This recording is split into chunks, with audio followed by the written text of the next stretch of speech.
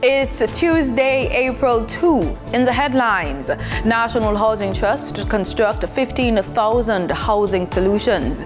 In business news, investments in water and electricity in Jamaica. Regionally, a UN report on the surge of gang violence in Haiti. And in sports, Jamaica dominated the 46th Carifta Games. This is the news on PBC Jamaica. I'm Simone Absalom Gale.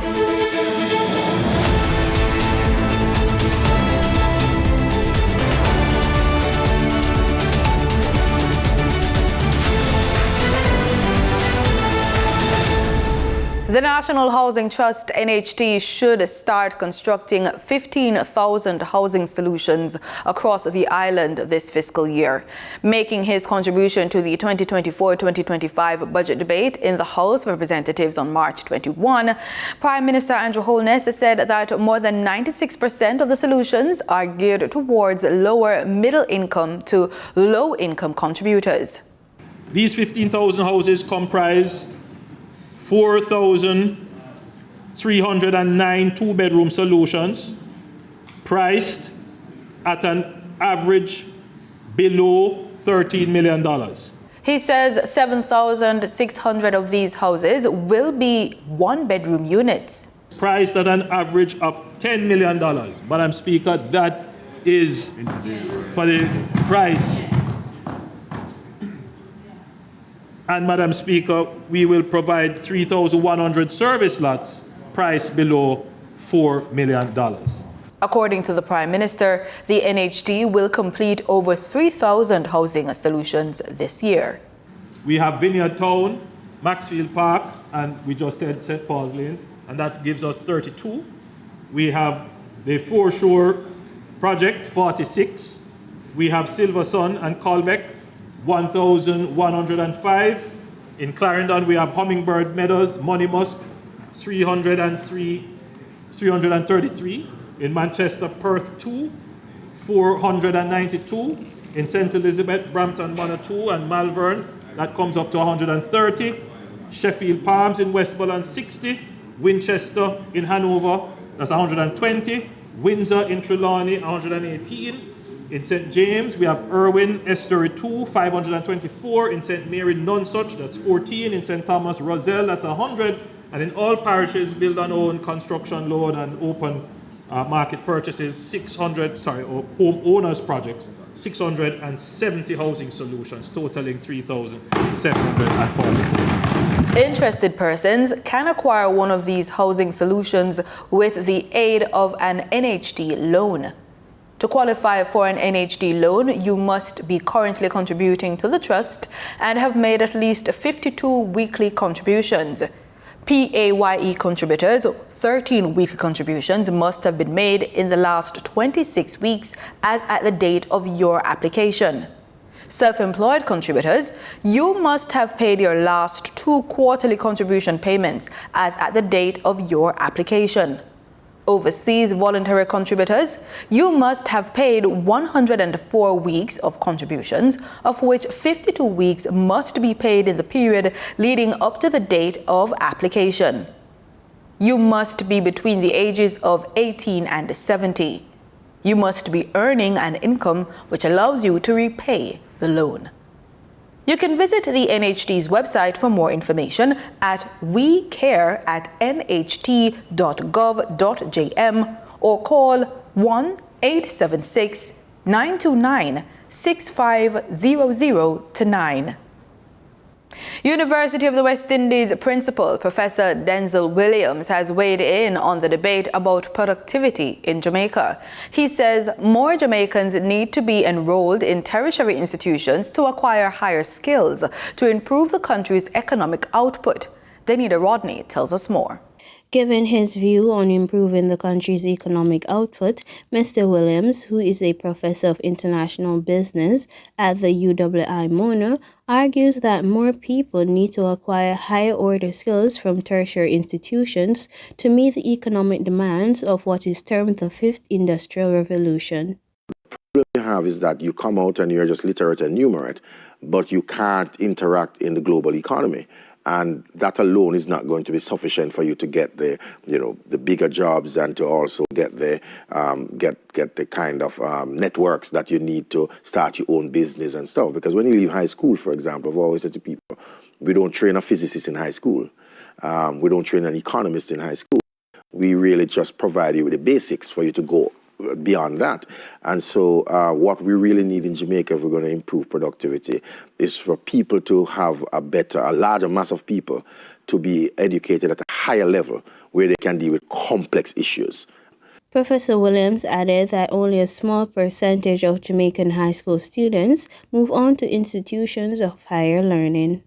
In countries that we normally talk about well-developed and, moving to developed status like a Singapore, South Korea, those countries, if you look at them, you will find that 8 out of every 10 students who leave secondary school move on to some level of post-secondary education, university and polytechnics and stuff. 8 out of every 10.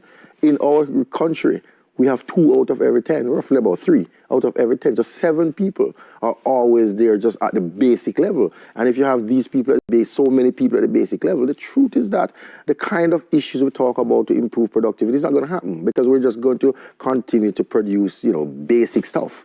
The UWI Mono principal has also called for there to be greater access to tertiary education by making it affordable. For the news on PBCJ, I'm Danita Rodney. Operators of early childhood institutions, ECIs, are being encouraged to register their organizations with the Early Childhood Commission, the ECC. The requirements for registration are outlined in the Early Childhood Act and Regulations 2005. Registered institutions should continue to adhere to the regulations because, according to Director of Regulations and Monitoring at the ECC, Dr. Tracy Ann Morgan-Smith, they can be unregistered if they pose a health or safety risk or any danger to the children. She says in instances where institutions are unregistered but pose no health and safety threat to the children, they may be allowed to remain open while they regularize their operations. Registered ECIs are required to display their permit to operate or a certificate of registration as proof of compliance with the ECC. Failure to do so is an offense, and those culpable can be fined up to $25,000. According to Dr. Morgan-Smith, there are 2,431 ECIs operating island-wide, 68 of which are deemed delinquent or unregulated. For further information, persons may visit the ECC at Shops 4449 Kingston Mall, 8 to 10 Ocean Boulevard, downtown Kingston, or call 876-922-9296. That's 876-922-9296. Parenting is a skill, and it is a key component of Jamaica's education system. It is with this in mind that the Education and Youth Ministry has created a parent education training program to boost parenting skills. We learn more from the JIS feature coming up next.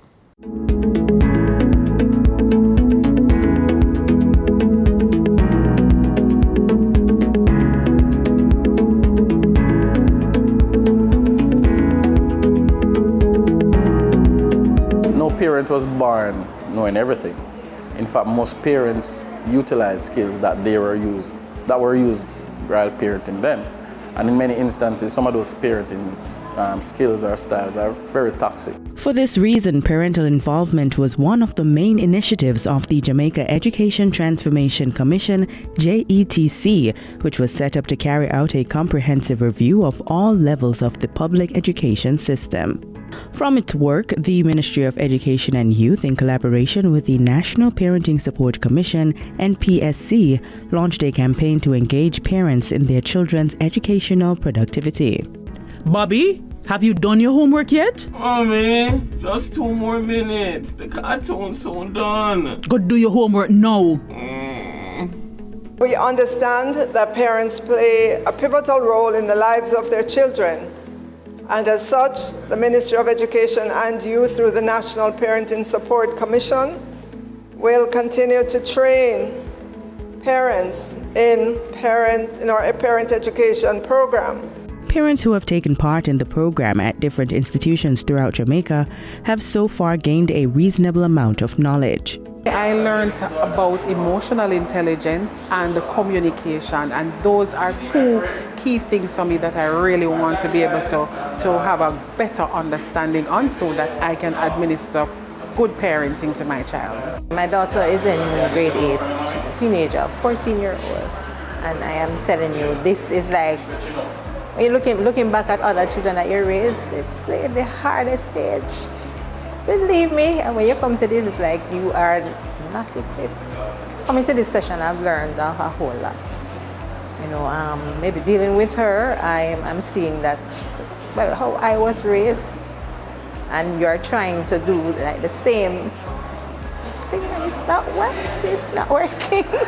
I think many parents just in the moment do what needs to be done versus being more intentional in what it is that they do or say in terms of raising and molding their children. So emotional intelligence is very important. And many parents themselves have scars, have wounds as it relates to their childhood and growing up.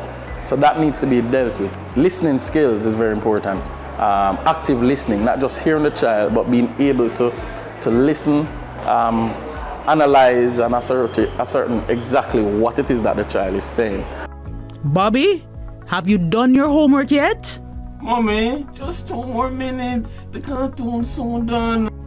All right, Bobby. You have an additional 2 minutes of downtime, but right after the show ends, I'll help you with your homework. No longer should we be saying children should be seen and not heard.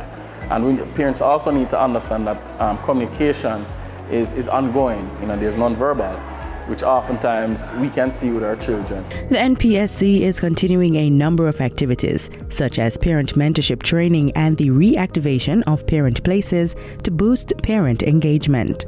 The Parent Place is an interesting program because it offers a mix of services to parents. There's psychosocial support, there is skills building, that's a partnership with Heart NSTA Trust, there is parenting education, and there is early literacy intervention. It's important that as a Ministry of Education, we're supporting the efforts to ensure our children are literate. And so parents get to learn the strategies through the Parent Places, strategies in literacy, so they know how to support their children at home. The ultimate goal is for parents and schools to work together to help children achieve more so that their behavior and academics improve. It is important for parents to be involved in their children's life because you have a role model, and it also takes a community to really and truly raise a child. So parents are very important, and the support, whether moral support or the social support, financial support. So we're encouraging our parents to continue to be great partners in education. And how can they do this? Find out what programs exist in schools that have been implemented by the National Parenting Support Commission, and also join the PTA.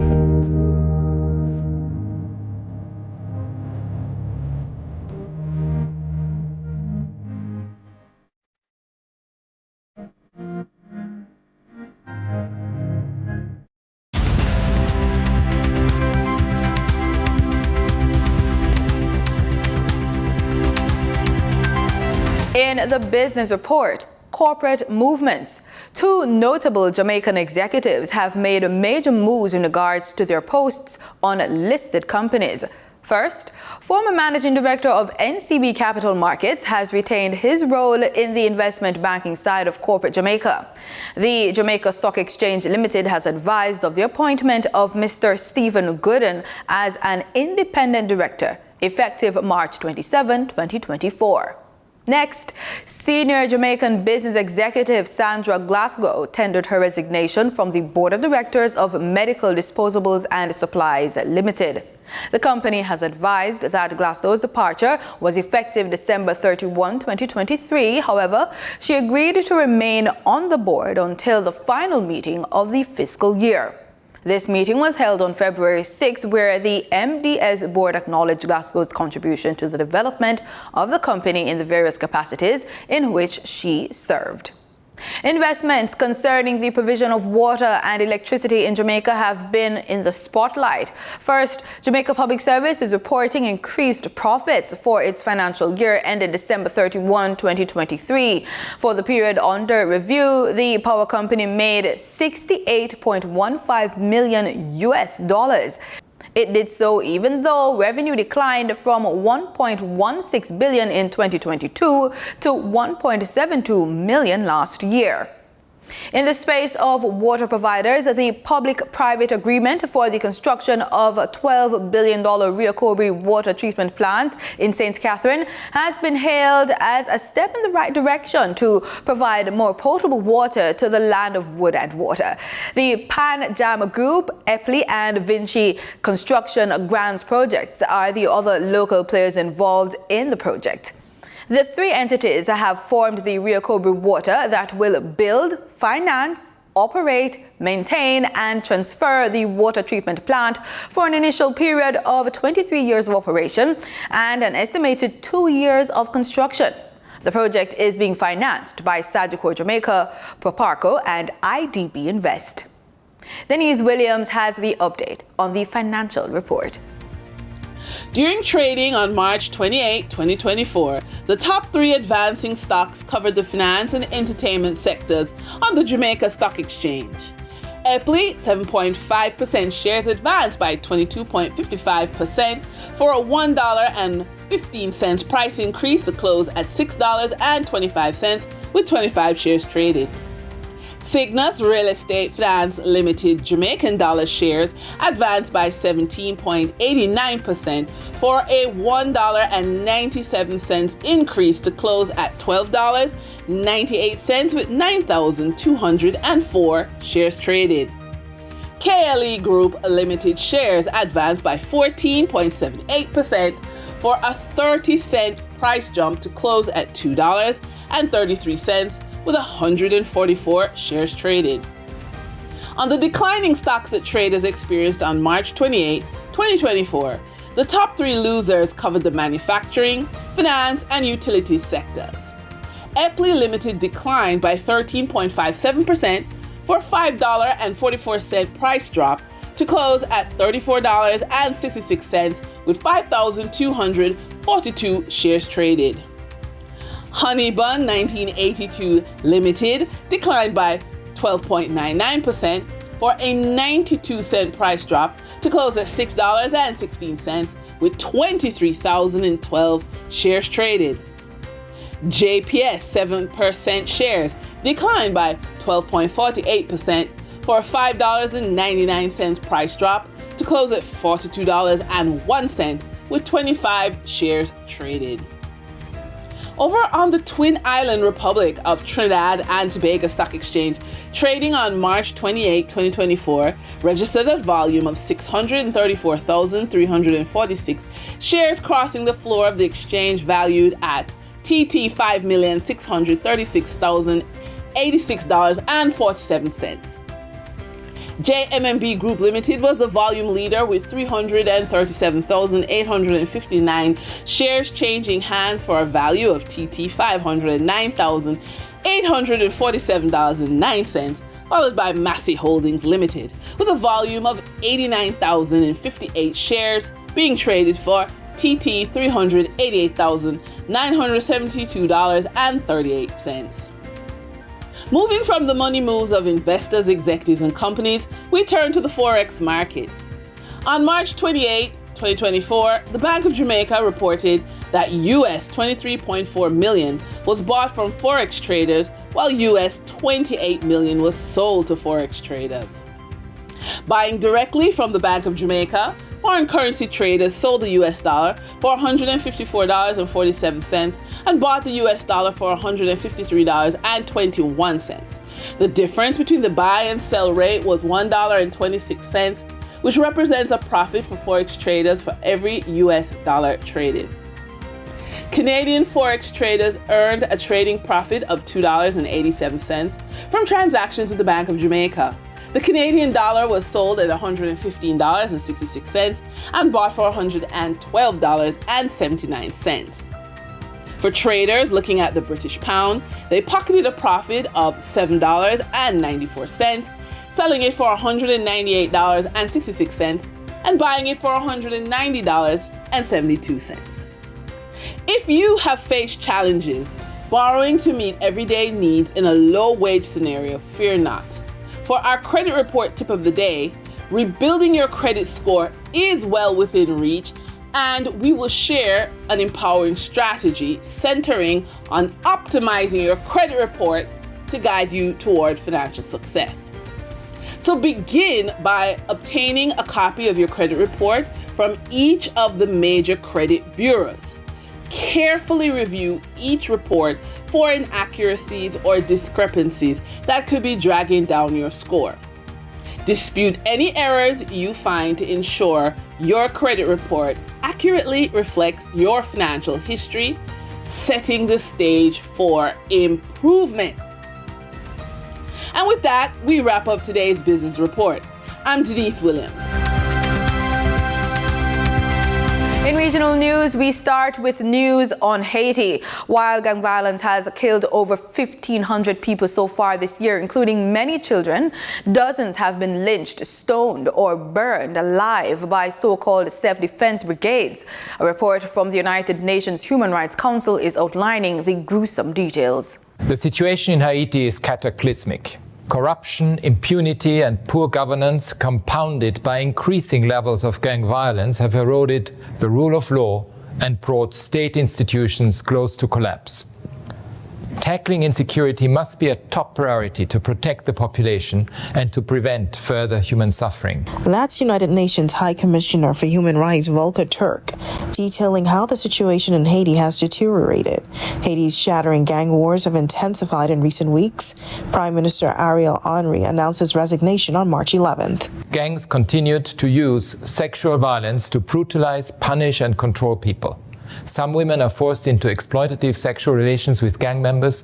In addition, the rape of kidnapped hostages continues to be used to coerce families into paying ransoms. Children continue to be recruited and abused. All these practices are outrageous and must stop at once. The report documents more than 1,500 killings so far this year. One of the victims was a 3-month-old baby. Haiti's children were being used to be recruited into gangs with boys as lookouts to help with kidnappings and robberies, and girls used to do housework or as spies. Some children who tried to escape were executed, according to the report. It is shocking that despite the horrific situation on the ground, arms keep still pouring in. I appeal for a more effective implementation of the arms embargo. I reiterate the need for an urgent deployment of a multinational security support mission to help the national police to stop violence. More visitors are expected to make their way to Barbados this winter season. That's because British Airways will be increasing flights from 12 to 14. Not only is BA sending additional flights, but it is also adding a new airline to the route, the Dreamliner 787-10. The news comes as the island and the airline celebrate their 70th anniversary. The stellar nature of this milestone is made even more significant by the fact that the arrival of this magnificent aircraft represents far more than merely increased airlift for Barbados.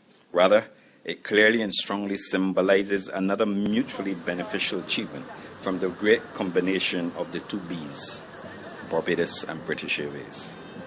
We can also look forward to welcoming a dedicated Dreamliner service to Barbados this coming winter season, when British Airways operates 14 flights a week from London Heathrow to Barbados, moving from 12 flights from the previous winters. Let me warn you that we cannot dare even for the shortest time to take this special occasion, long-standing and long-lasting relationship for granted. Instead, we in Barbados, at all levels in our sector, have to work very hard every day to strengthen and preserve the high quality of this relationship. In other words, we in the Ministry of Tourism and International Transport and associated agencies have to work very hard, and strategically so, to bring increased and expanded and diverse airlift to Barbados. The price of cocoa continues to soar worldwide, hitting $10,000 per metric ton last Tuesday, which is now more expensive than a fine flavor cocoa that is sold in Trinidad and Tobago. And while the local cocoa industry would not benefit from these soaring prices, steps are being made to mitigate against a decline in cocoa production. More details in this report. The El Nino weather phenomenon continued to wreak havoc on the global prices of bulk cocoa, reaching US $10,000 per metric ton. It's now pushed the price of bulk cocoa significantly above the cost of the Trinitario fine flavor cocoa, which according to the UWI Cocoa and Research Center varies between US $5,000 to $7,000 per metric ton. Bulk cocoa has increased almost threefold in the past months, moving from US $2,500 to $3,000 per metric ton to now over $10,000 for the first time in history. Research fellow at the Cocoa Research Center, Dr. Darren Suka, said it's difficult to say when the market will settle, but noted that climate change is also affecting production of the Trinitario cocoa locally. There was an increase in the disease pressure for witch's room disease. That is a disease that's present in Trinidad, and it's a fungal disease that exists in the environment at a sort of basal level, but when conditions become conducive for it to sort of explode, it becomes more prevalent, and the wet weather facilitated that. He said there has been a slight recovery for the early part of 2024 and is hoping to get production and exports back up in the next year and a half if weather conditions are not too harsh. We would have exported between 500 to 600 metric tons, right? Now I think we're down to 400 metric tons. But Operations and Outreach Coordinator for the original Trinitario Cocoa Education Foundation, Sean Sajad, said while climate change is a major factor, shortage in labor also plays a factor in declining production. A lot of laborers don't or no longer want to do this type of work. Farmers are seeing little returns for the investment that they're putting into the fields. They have now pushed cocoa to a tertiary crop on their estates rather than having it as a primary crop. The Montserrat Cocoa Farmers Cooperative Society recently called for the revival of abandoned cocoa estates to assist in increasing production, and Minister of Planning and Development Penelope Beckles-Robinson said government has taken note of the request. So as the Minister of Environment, of course, my main concern is the issue of climate change, how we could continue to do research, how we can help the challenges for the farmers in this respect. Of course, we are grateful that UWI is there doing the research. That is a matter that has been raised. In sports, we lead off with athletics. Jamaica's young track and field athletes represented well at the 46th Carifta Games over the weekend. The regional 3-day championships was held at Kirani James Athletic Stadium in St. George's, Grenada. Jamaica finished with 84 medals. After starting the final day with 49 medals, 24 gold, 15 silver and 10 bronze, the Jamaicans added 33 more medals on the final day, Monday, 19 gold, 8 silver and 6 bronze, for a final total of 45 gold, 23 silver and 16 bronze medals. Jamaica swept the 4x400 meters relay after earlier in the day sweeping the gold medals in the sprint hurdles. Jamaica's Jada Robinson broke the championship record in the girls under 17 triple jump with a best of 12.69 meters, beating the 12.61 meters set in the 2009 year by compatriot Rochelle Farquharson. And that's it for the news on PBCJ. Pleasant viewing.